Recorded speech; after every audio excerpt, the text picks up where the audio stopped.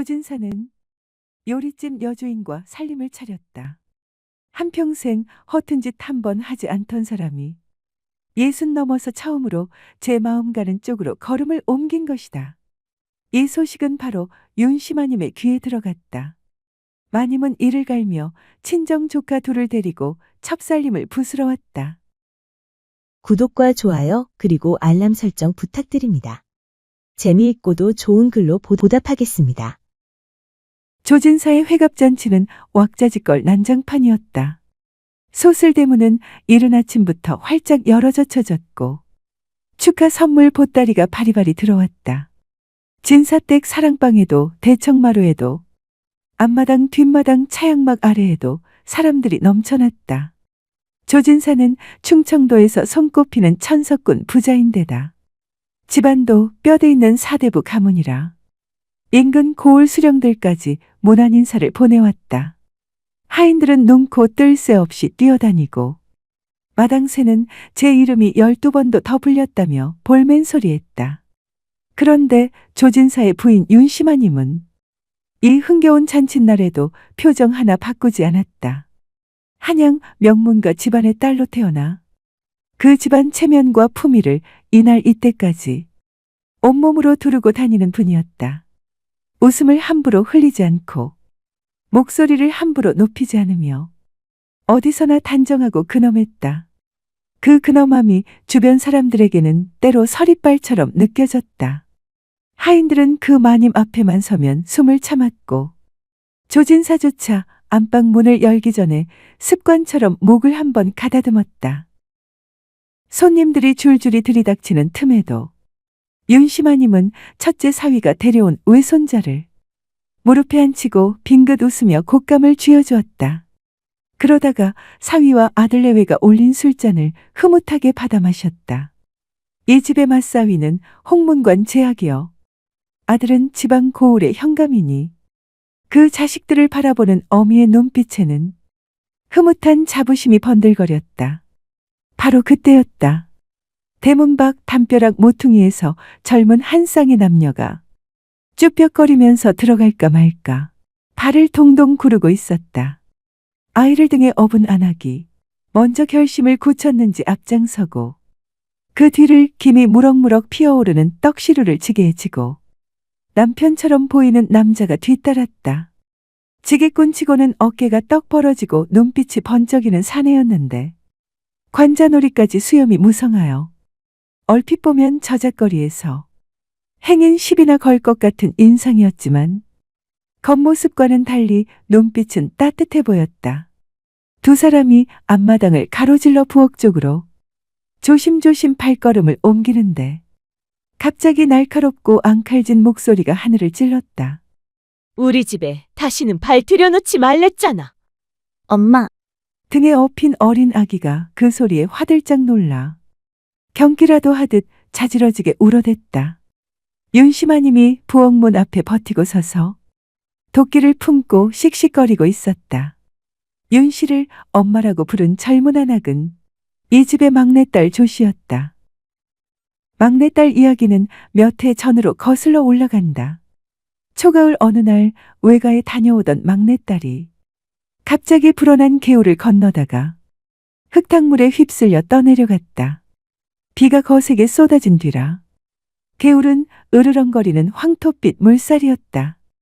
마침 개울가 주막 앞에서 어슬렁거리던 박시성의 젊은이가 비명소리를 듣고는 달려와 옷도 벗을 틈 없이 물속으로 뛰어들었다.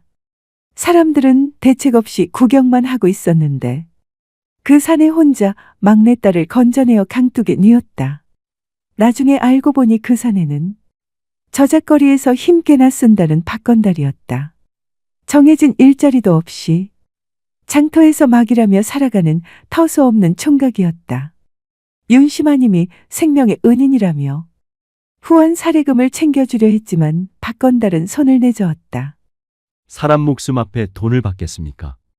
그 말 한마디가 오히려 막내딸의 가슴에 불을 질렀다. 그래서 그런지 막내딸은 그날 이후 박건달을 잊지 못했다. 두 사람은 몰래 만나기 시작했고 얼마 뒤 막내딸은 부모 몰래 집을 나가 버렸다. 집안은 발칵 뒤집혔다.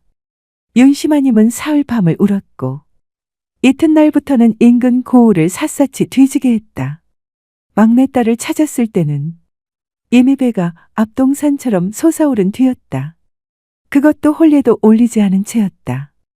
이 초신의 맏아들과 혼약까지 맺어 두었는데 그 혼약을 헌신짝처럼 내던진 것이다. 그때부터 윤씨마님의 눈에는 막내딸이 죽은 자식이나 다름없었다. 내 딸 아니다. 그 아이와의 인연은 끝났다. 딱 그 한마디로 자식을 눈앞에서 지워버렸다. 그 무렵 윤씨마님의 남편 조진사는 결혼 생활을 이어가는데 무척 지쳐 있었다. 처음부터 그랬던 것은 아니다. 혼인 초에는 아내의 반듯한 성품과 총명함에 끌렸고 두 사람은 제법 화목했다. 그러나 세월이 쌓이면서 조금씩 사이가 벌어지기 시작했다. 윤씨마님은 모든 것을 격식과 체면으로 재단하는 분이었다. 밥상에 앉아서 수저질 하나에도 예의범절을 따지며 눈을 번뜩였다. 그러니 조진사가 하인들과 농담이라도 섞으면 눈살을 찌푸렸다. 양반이 쌍것들과 농담이나 하고 남들 보기에 부끄럽지도 않으세요. 조진사가 장터에 직접 나가 생선이라도 사들고 들어오는 날이면 윤씨마님은 마치 집안 망신이라도 당한 듯 싸늘하게 외면했다. 무엇보다 조진사가 감당하기 어려운 건 윤씨마님의 차가운 통제였다. 안방은 마님의 왕국이었고 사랑채는 조진사에게 허락된 유배지 같은 공간이었다. 마님은 자기는 집안의 재물을 쥐락펴락하면서도 조진사가 어디에 잔돈푼을 쓰는지를 세세히 따져 물었다. 하인에게 술 한 잔 사주는 것도 눈밖에 났다. 인심 좋기로 소문난 조진사가 자기 집 사랑방에서는 정작 눈치를 봐야 하는 처지가 된 것이다. 막내딸의 문제를 처리하는 방법에서 두 사람의 의견은 결정적으로 벌어졌다. 조진사는 막내딸이 한 번은 용서받아야 한다고 생각했다. 잘못은 했지만 자기의 피를 이은 자식이 아니던가. 그러나 윤씨마님은 요지부동이었다. 체면, 가문, 집안의 명예. 윤씨마님에게는 그것이 자식의 행복보다 먼저였다. 그 완고함 앞에서 조진사는 아무것도 할 수 없었고 그저 속으로만 사겼다. 그렇게 5만 가지 정이 떨어져가는 와중에 회갑을 맞이한 것이다. 윤씨마님은 막내딸 등에 업힌 외손녀에게는 눈길 한 번 주지 않았다. 막내딸은 입술을 깨물다가 남편 박건달의 소매를 잡아 끌었다. 남편은 씁쓸하게 웃으며 지게를 내려놓고 떡시루를 부엌 찬방 한쪽에 슬며시 내려두었다. 조진사는 손님들 사이에서 이 광경을 멀찌감치 지켜보고 있었다. 그러고는 막내딸을 사랑채로 조용히 불렀다. 사랑방 문을 조심스레 닫고 나서 딸의 등에 엎여있던 외손녀를 조진사가 받아 안았다. 아기는 낯선 할아버지를 보고 처음엔 킥킥거리더니 조진사의 수염을 두 손으로 잡아당기며 까르르 웃었다. 조진사는 목이 메어 아무 말도 못하고 한동안 그 아기를 꼭 안고 있었다. 잘 있었냐? 예, 아버님. 잘 지냈습니다. 막내딸이 울먹이며 아버지의 손을 두 손으로 잡았다. 조진사는 아무 말 없이 품속에서 묵직한 전대 하나를 꺼내 딸의 치마폭에 밀어넣었다. 아내가 알면 당장 빼앗을 것이 뻔하였기 때문이었다. 이 돈은 조진사가 몇 해에 걸쳐 조금씩 떼어 모아둔 것이다. 더 자주 오너라. 네 어미는 얼마간 시간이 걸릴 것이다.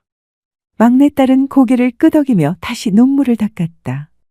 한편 뒤뜰멍석 위에는 하인들이 모여 막걸리 사발을 기울이고 있었다. 박건달이 그 사이에 자연스럽게 끼어앉아 조진사 댁 머슴도 아닌데 막걸리를 한 사발 얻어 마셨다.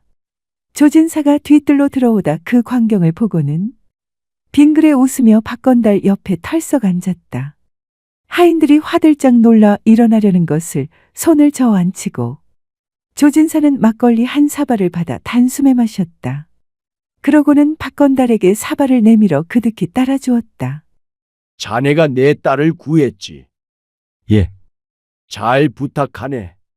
두 마디면 충분했다. 박건달이 두 손으로 사발을 받아 조용히 마셨다.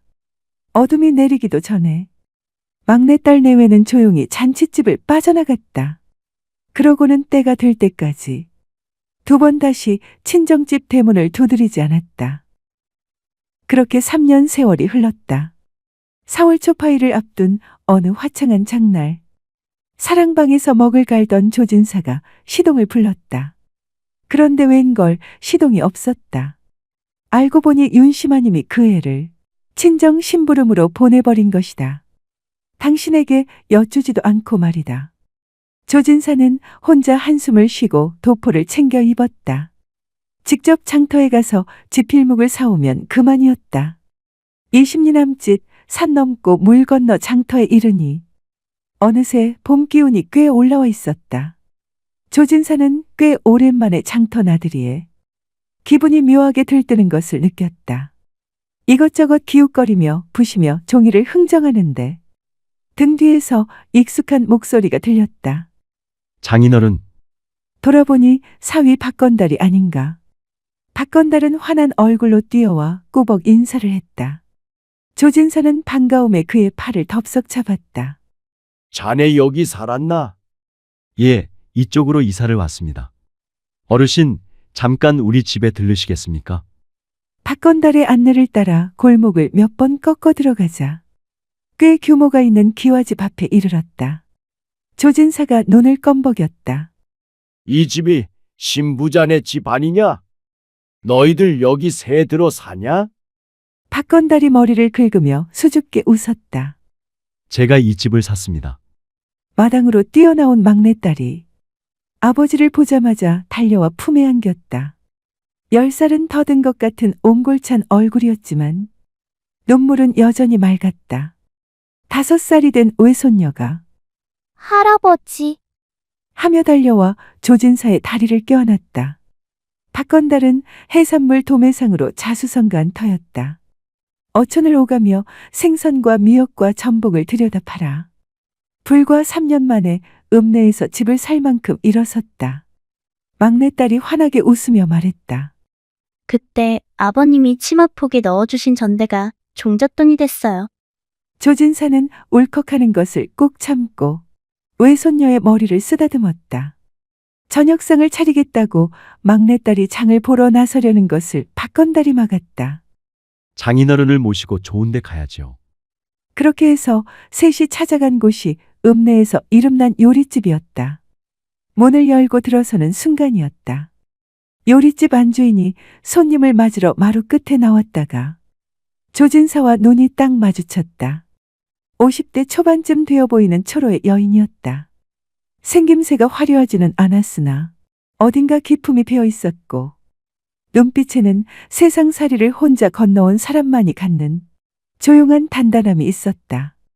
나중에 알고 보니 일찍 남편을 여의고 홀로 이 요리집을 꾸려나온 과부였다.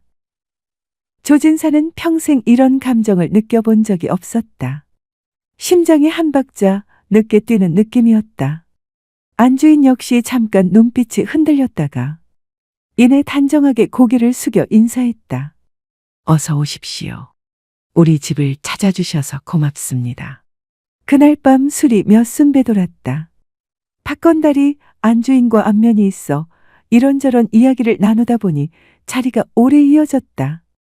조진사는 자신도 이상하다 싶을 만큼 그 자리를 끝내기 싫었다. 결국 박건달은 먼저 일어나 장인어른을 거기 남겨두고 갔다. 술이 좀 과하신 것 같으니 안주인께 여쭈어 방 한 칸만 빌리시죠. 그 말이 공연히 핑계가 되어 조진사는 그날 밤 요리집 별채에서 잠이 들었다. 아니, 잠이 든 척했다고 하는 쪽이 더 정확할 것이다. 새벽녘 안주인이 이부자리를 여미러 들어왔다가 두 사람은 오래 이야기를 나눴다. 그 여인은 조진사의 말을 소리 없이 그러나 진심으로 들었다. 반평생 아무에게도 꺼내놓지 못한 외로움 같은 것이 조진사의 이야기 사이사이에 섞여 흘러나왔다. 여인은 웃지도 울지도 않고 그저 들었다. 그것만으로 조진사 속에 있던 무언가가 풀렸다. 봄이 깊어지기 전에 조진사는 요리집 여주인과 살림을 차렸다. 한평생 허튼 짓 한 번 하지 않던 사람이 60 넘어서 처음으로 제 마음 가는 쪽으로 걸음을 옮긴 것이다. 이 소식은 바로 윤씨마님의 귀에 들어갔다. 마님은 이를 갈며 친정 조카 둘을 데리고 첩살림을 부스러웠다.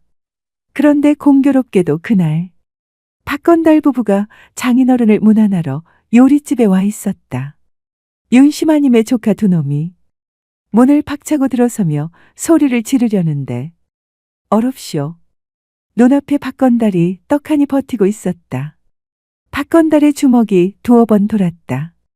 그러자 조카 두 명이 엉금엉금 기어서 나갔다. 윤씨마님은 요리집 마당에 우뚝 선 채 박건달을 노려봤다. 박건달은 허리를 굽혀 예의 바르게 인사했다. 장모님, 먼 길 오셨습니다. 어이없게도 마님의 눈에서 눈물이 한 방울 흘러내렸다. 사위 녀석이 미운 건지 늙음하게 제 팔자가 서러워진 건지 아니면 아직도 용서 못한 막내딸 생각이 난 건지 본인도 알 수 없는 눈물이었다. 막내딸이 안에서 나와 어머니 앞에 섰다. 윤씨마님은 딸을 한참 내려다봤다. 딸은 아무 말도 없이 고개를 숙여 큰절했다. 마님은 뒤도 돌아보지 않고 왔던 길을 되돌아갔다. 그 뒤로 막내딸은 요리집을 자주 들렀다. 요리집 안주인을 작은 어머니라 부르며 고개를 숙였고 5살 난 딸아이는 그 여인의 무릎에 기어올라 할머니라 불렀다. 사랑은 모녀도 갈라놓고 부부도 갈라놓았다. 그러나 가만히 들여다보면 갈라놓기만 한 것은 아니었다. 떠내려가는 굽류 속에서 손을 내밀었던 사내와 그 손을 잡은 처녀 사이에서 평생 아무에게도 꺼내지 못한 조진사의 말을 처음으로 들어준 여인 곁에서 누구에게는 이르게 누구에게는 늦게 사랑이 찾아와 온기를 피워올렸다. 조진사 곁에 다가온 여인은 조용히 그의 말을 들어주는 사람이었다. 체면도 가문도 따지지 않고 그저 곁에 앉아 있어 주었다. 그것은 조진사가 평생 만나지 못한 온기였다. 사랑은 그렇게 닫힌 문을 밀어 열고 들어왔다. 두어 달 후 윤씨마님이 다시 찾아왔다. 하녀 한 명만을 데리고 조진사를 찾아왔다가 조진사의 얼굴은 보지도 못하고 돌아갔다. 윤씨마님은 두어 달 후 다시 찾아왔다.